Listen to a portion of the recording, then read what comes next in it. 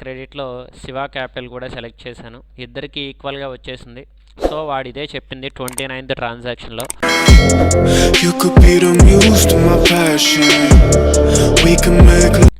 Hi viewers, last వీడియోలో closing స్టాక్ని ఎలా calculation చేయాలి, క్యాలిక్యులేట్ చేసిన క్లోజింగ్ స్టాక్ని ఎలా ఎంటర్ చేయాలి అనేది ఎక్స్ప్లెయిన్ చేసుకున్నాం. సో ఒకసారి అది మీకు చూపిస్తాను. మాస్టర్లో ఆల్టర్ తీసుకున్నాం, ఆల్టర్లో లెడ్జర్ తీసుకొని మనకున్న stock LCD cameras closing stock enter చేసేసాం. అలాగే ల్యాప్టాప్ సెలెక్ట్ చేసి ఇక్కడ కూడా క్లోజింగ్ స్టాక్ ఎంటర్ చేసేసాం. అయిపోయింది. అయితే ఇప్పుడు మనం ఏం చేయాలి అంటే బ్యాలెన్సెస్ అనేవి చెక్ చేయాలి. ముందు మనం cash and bank balances check చేద్దాం. డిస్ప్లే మోర్ రిపోర్ట్స్లో అకౌంట్ బుక్స్లో క్యాష్ అండ్ బ్యాంక్ బుక్స్ తీసుకోవాలి. సేమ్ ఇవే వాల్యూస్ రావాలి. సేమ్ ఇవే వాల్యూస్ వస్తే క్యాష్ బ్యాంక్ మీరు అన్నీ కరెక్ట్గా చేశారని అర్థం. నెక్స్ట్ ఇప్పుడు మనం చూడాల్సింది ఏంటంటే ప్రాఫిట్ అండ్ లాస్ అకౌంట్ అనమాట. ఇదిగోండి profit and loss account select చేస్తున్నాను, తీసుకున్నాను. ఇక్కడ గ్రాస్ ప్రాఫిట్ వచ్చేసి 2 lakhs రావాలి. నెట్ ప్రాఫిట్ వచ్చేసి 1,25,750 రావాలి. ఇప్పుడు మనకి నెట్ ప్రాఫిట్ కూడా వచ్చేసింది 1,25,750. అయితే మనకి ప్రాబ్లం ఎండింగ్లో లాస్ట్ ట్రాన్సాక్షన్ ఒకటి మిగిలిపోయింది. ఏంటంటే 29th ట్రాన్సాక్షన్ నెంబరు ఏంటంటే transfer the net effect of PNL account partners capital account equally అంటున్నాడు. మనకు వచ్చిన నెట్ ప్రాఫిట్ని పార్ట్నర్స్ క్యాపిటల్ అకౌంట్కి ఈక్వల్గా ట్రాన్స్ఫర్ చేయమంటున్నాడు. ఇదిగోండి నెట్ ప్రాఫిట్ మనకు వచ్చేసింది. సో ఇప్పుడు దీన్నే పార్ట్నర్స్ క్యాపిటల్ అకౌంట్కి ట్రాన్స్ఫర్ చేయాలి.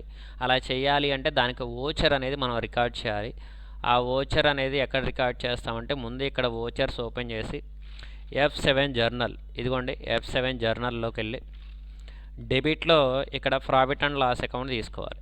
ఇదిగోండి డిఫాల్ట్గా వచ్చేస్తుంది. ఇక్కడ profit and loss account select చేసిన వెంటనే కరెంట్ బ్యాలెన్స్ 1,25,750 అని కనిపిస్తుంది. అదే వాల్యూ నేను ఇక్కడ ఎంటర్ చేశాను. ఒక ఎంటర్ ప్రెస్ చేసిన వెంటనే ఇక్కడ కరెంట్ వాల్యూ 0 అయిపోద్ది. అది 0 అయిపోయింది చూసారా. నెక్స్ట్ పార్ట్నర్స్ ఎవరెవరైతే ఉన్నారో పార్ట్నర్స్ నేమ్ సెలెక్ట్ చేయాలి. వచ్చిన 1,25,750ని మనం డివైడ్ చేయాలి ఇద్దరికి ఈక్వల్గా. 1,25,750 డివైడెడ్ బై 2 ఇచ్చేసాను. అలాగే క్రెడిట్లో శివ క్యాపిటల్ కూడా సెలెక్ట్ చేశాను. ఇద్దరికి ఈక్వల్గా వచ్చేసింది. సో వాడు ఇదే చెప్పింది 29th ట్రాన్సాక్షన్లో వచ్చిన నెట్ ప్రాఫిట్ని పార్ట్నర్స్ క్యాపిటల్ అకౌంట్కి ఇలా ఈక్వల్గా ట్రాన్స్ఫర్ చేయమన్నాడు. చేసేసాను. Being net profit transferred to capital accounts save చేసేయడమే. సో నెట్ ప్రాఫిట్ని ట్రాన్స్ఫర్ చేయాలి అంటే ఇలా మనం F7 జర్నల్లో ఓచర్ అనేది రికార్డ్ చేస్తే సరిపోద్ది. సో ఇక్కడతో 29th ట్రాన్సాక్షన్ కూడా కంప్లీట్ అయిపోయినట్టే. క్యాష్ బ్యాంకు రెండు అయిపోయినాయి బ్యాలెన్సెస్. పిఎన్ఎల్ అకౌంట్ కూడా చూసేసాం. ఇంకా లాస్ట్ వన్ మనం చూడాల్సింది బ్యాలెన్స్ షీట్ ఒకటి చూస్తే సరిపోద్ది. బ్యాలెన్స్ షీట్ సెలెక్ట్ చేశాను. టోటల్ వచ్చేసి 90,54,250 వచ్చింది. సో మీకు బ్యాలెన్స్ షీట్ ఇదే వాల్యూ వస్తే మీరు ఈ ప్రాబ్లంలో అన్నీ కరెక్ట్గా రికార్డ్ చేశారని అర్థం. ఇది మనకి జిఎస్టీ, ఐజిఎస్టీ, టీడీఎస్ మీద ఎగ్జాంపుల్ అనమాట. సో ఈ వీడియోలో మీకు ఇక్కడ వరకు ఎక్స్ప్లెయిన్ చేస్తున్నాను. నెక్స్ట్ వీడియోలో వేరే న్యూ ఫీచర్ గురించి ఎక్స్ప్లెయిన్ చేస్తాను.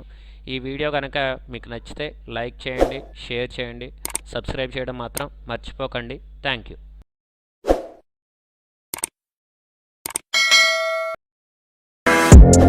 You could be the muse to my passion. We can make